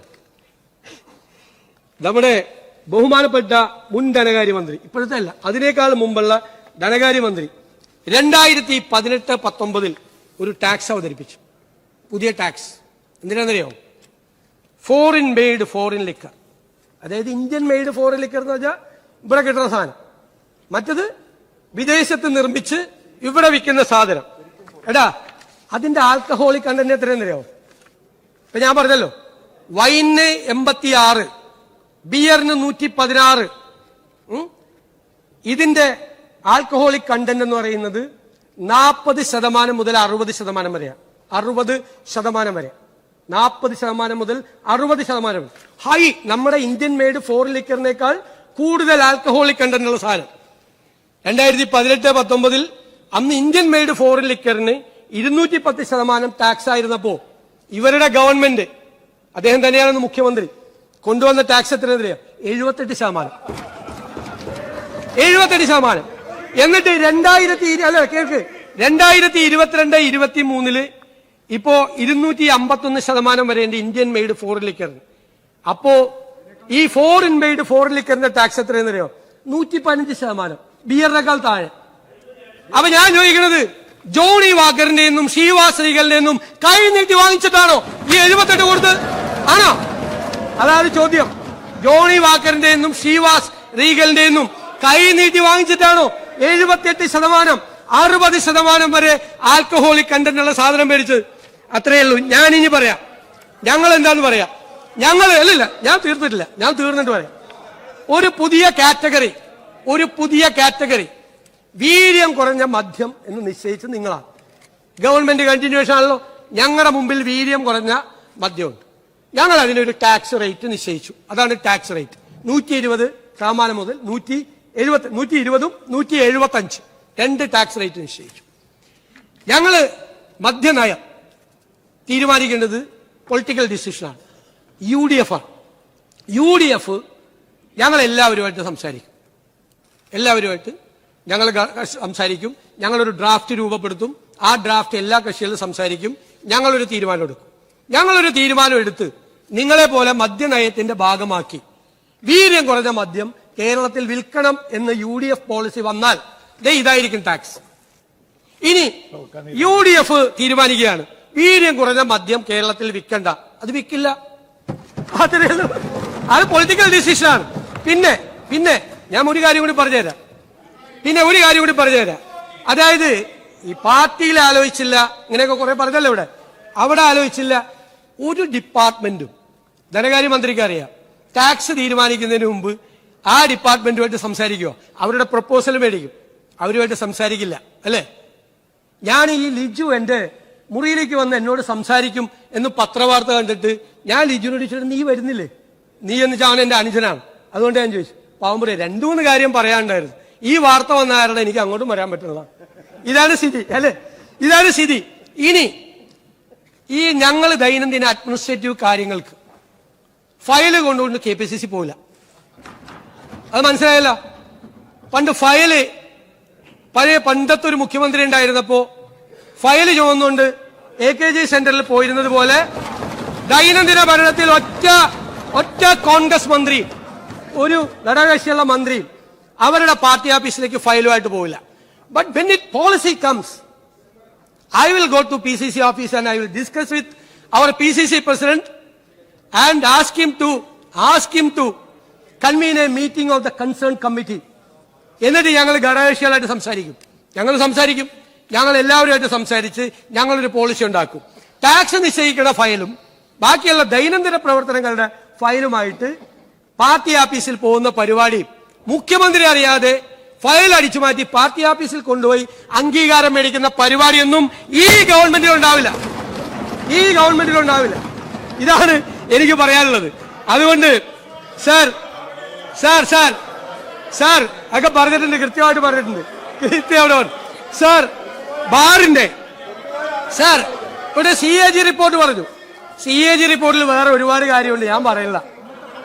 കഴിഞ്ഞ 100 കോടി രൂപ കുറഞ്ഞു ബാറിൽ നിന്ന്. ഇനി വേറൊരു കാര്യം, മദ്യത്തിന്റെ വ്യാപനം അരുത്. ഈ സർക്കാർ നമ്മളോട് ഉപദേശിക്കുകയാണ്, മദ്യം വ്യാപിപ്പിക്കും. ഇവിടെ 28 ബാറുണ്ടായിരുന്നു ശ്രീ പിണറായി വിജയൻ 2016 മുഖ്യമന്ത്രിയാവുമ്പോ. ഇപ്പൊ കേരളത്തിലെ ബാറിന്റെ എണ്ണത്ര 900 ചില്ലാൻ ബാറായി. കാരണം മദ്യവ്യാപനം തടയാൻ വേണ്ടിയിട്ട് 28 ബാറിൽ നിന്ന് 900 ചില്ലാൻ ബാറായിട്ട് വർദ്ധിപ്പിച്ചു. ബീവറേജ് കോർപ്പറേഷന്റെ അതെന്താ അറിയോ, ഇപ്പോഴത്തെ ബാറിൽ കൂൾ ഡ്രിങ്ക്സ് ആണ് വെക്കുന്നത്. മനസ്സിലായില്ലേ? 28 ബാറിൽ നിന്ന് 900 ചില്ലാൻ ബാറാക്കി കേരളത്തിൽ മദ്യം ഒഴുക്കിയ ഒരു സർക്കാരിന്റെ പ്രതിനിധികൾ വന്ന് ഞങ്ങൾക്ക് ഉപദേശം നൽകുകയാണ്. മദ്യം വ്യാപിപ്പിക്കരുത്. മദ്യം വിഷമാണ്. ഇതൊക്കെ ഞങ്ങൾ ഇതിന്ന് അങ്ങനെയൊന്നും പറയാത്താണ്. പക്ഷേ എത്ര കിട്ടിയെന്ന് ചോദിച്ചു കഴിഞ്ഞാൽ ഇതല്ലേ മറുപടി കൊടുക്കേണ്ടത്, അല്ലേ? എത്ര കിട്ടിയെന്ന് ചോദിച്ചു കഴിഞ്ഞാൽ അവരോടൊക്കെ എത്ര പ്രാവശ്യം മേടിച്ചു എന്നാണ് ചോദിക്കേണ്ടത്. ഞാൻ ചോദിക്കില്ല. സർ, ഈ ബജറ്റ് ഒരു വലിയ തുടക്കമായി. ഞങ്ങൾ ഈ കേരളത്തെ മാറ്റി എഴുതും. ഈ നാടിൽ വളർന്നു വരുന്ന തലമുറ അവര് പ്രതീക്ഷയോടുകൂടി ഞങ്ങളെ കാത്തിരിക്കുക. അത് വിറ്റുശീലമുള്ളവർ ആണ് അത് പറഞ്ഞുകൊണ്ടിരിക്കുന്നത്. സർ, പ്രതീക്ഷയോടുകൂടി കാത്തിരിക്കുകയാണ് കേരളത്തിലെ യുവതലമുറയും വിദ്യാർത്ഥികളുടെ തലമുറയും. അവരുടെ പ്രതീക്ഷ യാഥാർത്ഥ്യമാക്കുന്നതിന് വേണ്ടിയിട്ടുള്ള നടപടികളുമായി ഡെലിവറി ഉണ്ടാവും. ഇപ്പൊ പ്രഖ്യാപിച്ച പദ്ധതികൾക്ക് ഡെലിവറി ഉണ്ടാവും, കൃത്യമായ ഡെലിവറി. അതിനുള്ള നടപടിക്രമങ്ങൾ ഉണ്ടാവും. ഒരു സംശയവും ആ കാര്യത്തിൽ വേണ്ട. സാർ, ആ കാര്യം കേരളത്തിലെ ജനങ്ങൾക്കും ഈ നിയമസഭയ്ക്കും ഉറപ്പ് നൽകിക്കൊണ്ട് ഞാൻ ഈ ബജറ്റ് സാർ അത് ഈ സഭ അംഗീകരിക്കണം എന്ന് ഞാൻ വിനയപൂർവ്വം അഭ്യർത്ഥിക്കുന്നു. Yes.